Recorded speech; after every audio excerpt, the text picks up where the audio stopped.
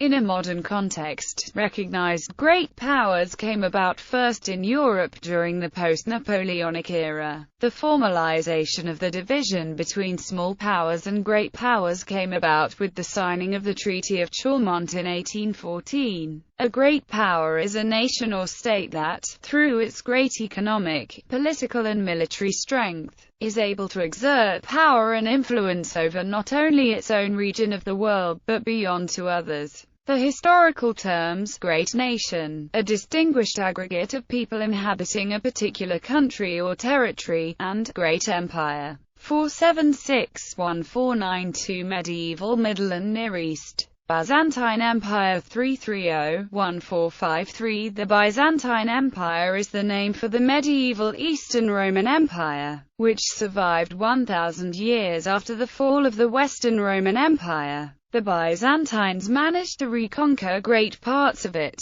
Ancient Roman cultural heritage survived there and gave birth to the Italian Renaissance after its capital, Constantinople, was captured by the Turks in the 15th century. The Byzantines were the only Europeans to produce fine silk, which was an important source of their wealth along with trade. Byzantium under the Justinian dynasty saw a period of recovery of former territories. The period is marked with internal strife within the empire, from Ostrogoths, and from the Persians. The strength of the dynasty was shown under Justinian I, in which the territorial borders of the empire were expanded because of numerous campaigns by his favored general, Belisarius. The Western conquest began with Justinian sending his general to reclaim the former province of Africa from the Vandals who had been in control with their capital at Carthage. Their success came with surprising ease, but the major local tribes were subdued. In Ostrogothic Italy, the deaths of Theodoric the Great, his nephew and heir, and his daughter had left her murderer Theodahad on the throne despite his weakened authority. A small Byzantine expedition to Sicily was met with easy success, but the Goths soon stiffened their resistance, and victory did not come until later, when Belisarius captured Ravenna, after successful sieges of Naples and Rome. Byzantium continued to be a major, military power with a huge army and strong fleet, and was a major cultural and religious center. Byzantium was the stronghold of Eastern Orthodox Christianity and thus influenced many states. Byzantium fought against the Arabs to the south, the Bulgarians to the north and the Crusaders, who managed to seize Constantinople in 1204. The Byzantines restored their state in 1261, but its strength never recovered and it was eventually destroyed and replaced by the nascent Ottoman Empire in 1453.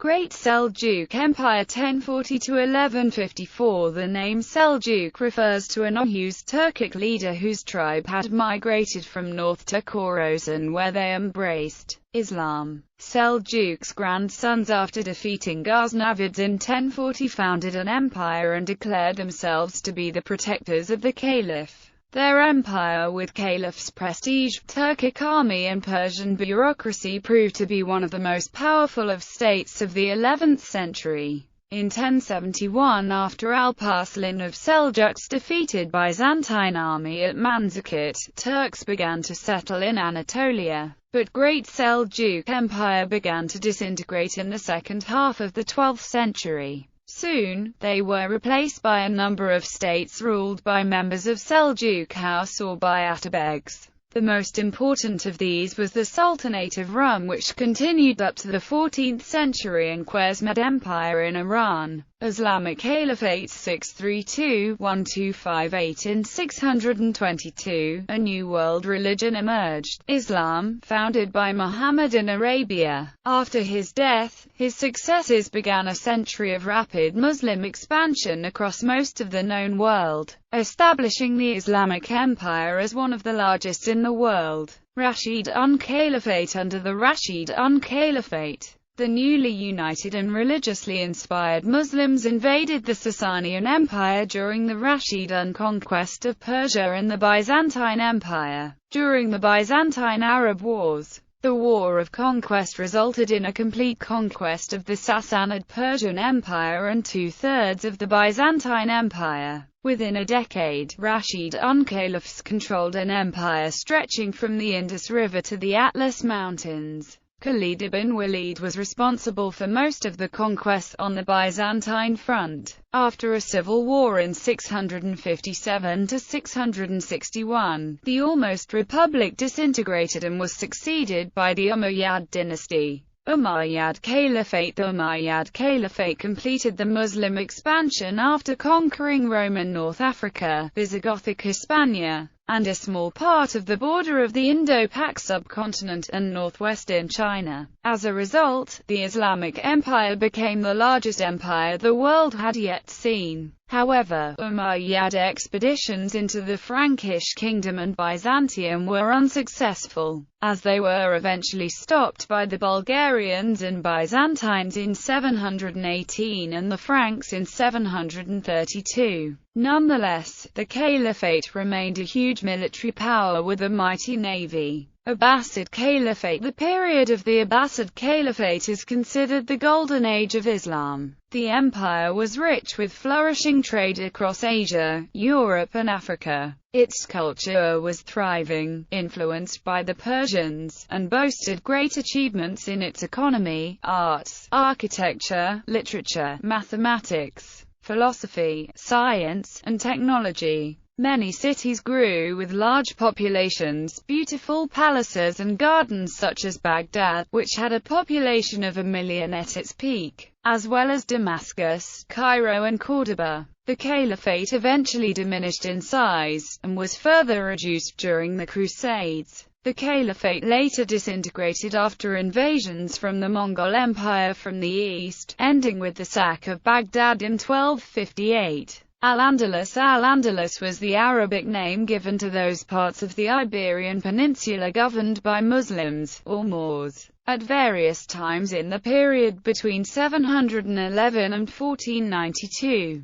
as a political domain or domains, it was successively a province of the Umayyad Caliphate initiated successfully by the Caliph al-Walid I.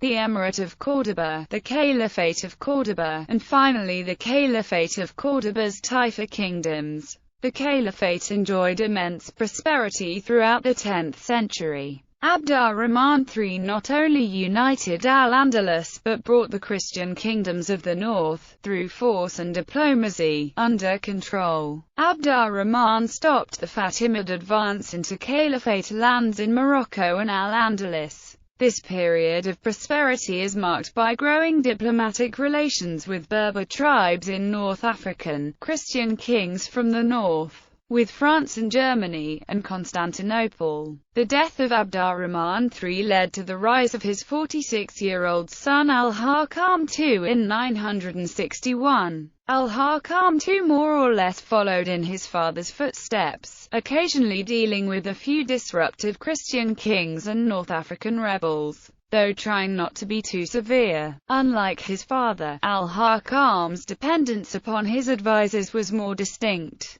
Fatimid Caliphate. The Al-Fatimiyyan was the Arab Shia dynasty that ruled over varying areas of the Maghreb, Egypt, and the Levant from the 5th of January 909 to 1171, and established the Egyptian city of Cairo as their capital. The term Fatimite is sometimes used to refer to the citizens of this caliphate. The ruling elite of the state belonged to the Ismaili branch of Shi'ism. The leaders of the dynasty were also Shia Ismaili imams, hence, they had a religious significance to Ismaili Muslims. They are also part of the chain of holders of the office of caliph, as recognized by most Muslims. Therefore, this constitutes a rare period in history in which some form of the Shia imamate and the caliphate were united to any degree, excepting the caliphate of Ali himself. The Fatimids were known to a great extent for their exquisite arts.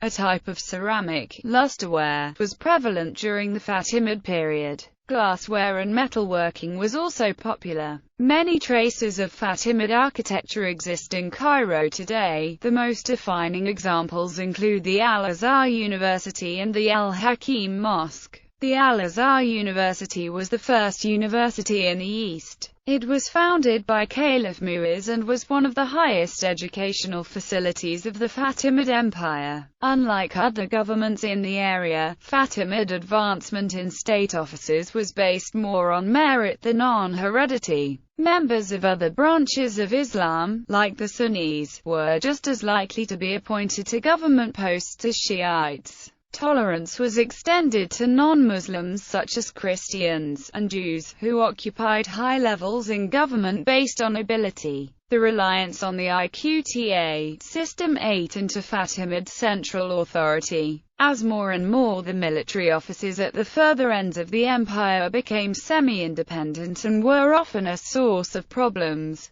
See also, Emirate of Sicily, Iobit Sultanate 1171–1246. The Iobid dynasty was a Muslim dynasty of Kurdish origin, founded by Saladin and centered in Egypt. The dynasty ruled much of the Middle East during the 12th and 13th centuries CE. The Iobid family, under the brothers Ayyub and Shirkuh, originally served as soldiers for the Zengmids until they supplanted them under Saladin, Ayyub's son. The Ayyubid Sultanate in the Middle East managed to rebuild the weakened Arab state. In 1174, Saladin proclaimed himself sultan following the death of Nur al-Din. The Ayyubids spent the next decade launching conquests throughout the region, and by 1183, the territories under their control included Egypt, Syria, northern Mesopotamia, Hejaz, Yemen, and the North African coast up to the borders of modern-day Tunisia. Most of the Kingdom of Jerusalem and beyond Jordan River fell to Saladin after his victory at the Battle of Hattin in 1187. However, the Crusaders regained control of Palestine's coastline in the 1190s.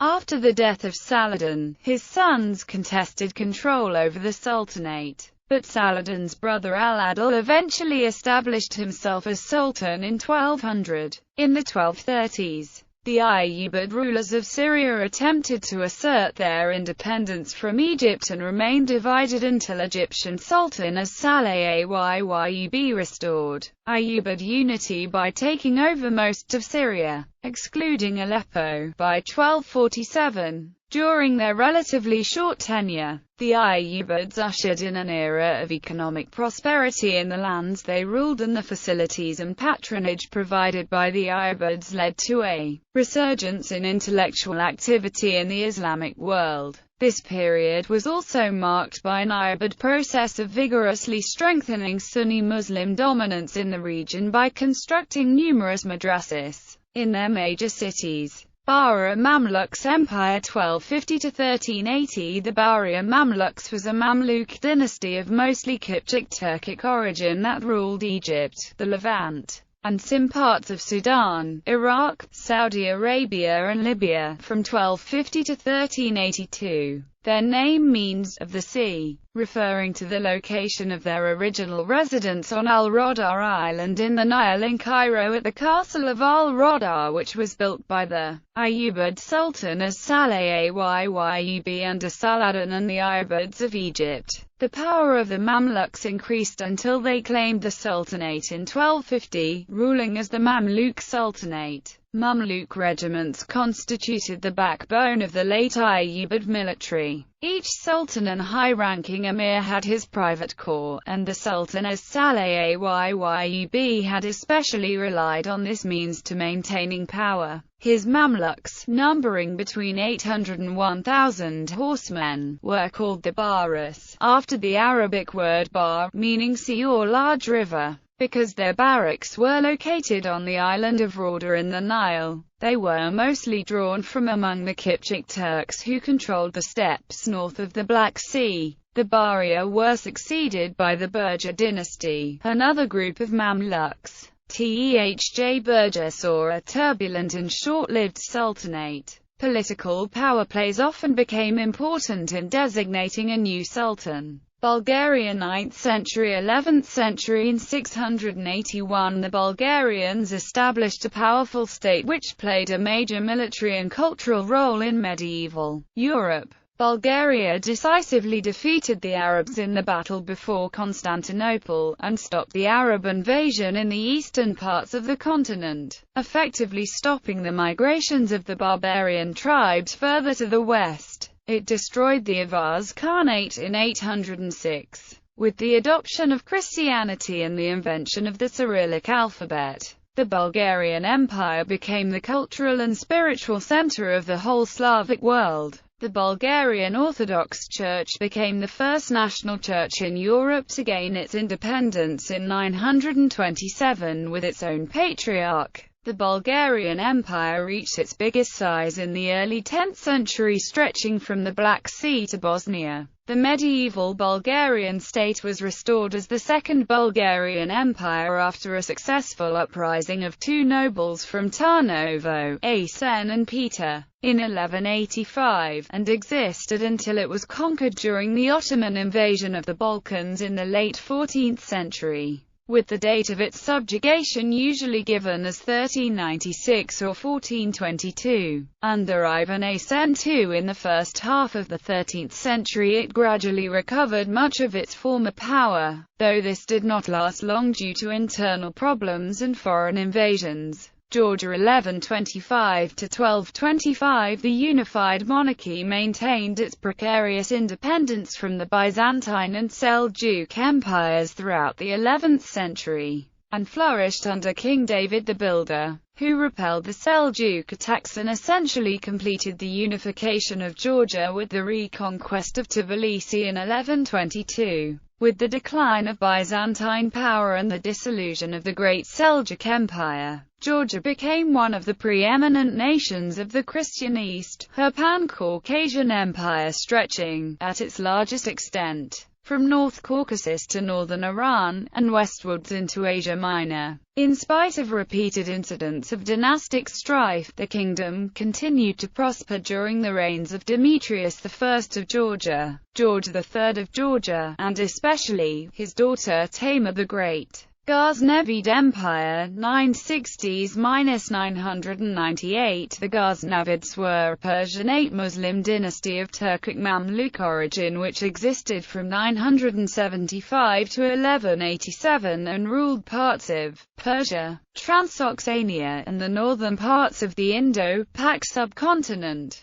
The Ghaznavid state was centered in Ghazni, a city in present Afghanistan. Due to the political and cultural influence of their predecessors, that of the Persian Samanid Empire, the originally Turkic Ghaznavids became thoroughly Persianized. Sabak Tekin made himself lord of nearly all the present territory of Afghanistan and of the Punjab by conquest of Samanid and Shahi lands. In 997, Mahmud, the son of Sabak Tijan, succeeded his father upon his death, and with him Ghazni and the Ghaznavid dynasty have become perpetually associated. He completed the conquest of Samanid, Shahi lands, the Ismaili kingdom of Multan, Sind as well as Sambuwayha territory. Under him all accounts was the golden age and the height of the Ghaznavid Empire. Mahmud carried out 17 expeditions through northern India, establishing his control and setting up tributary states.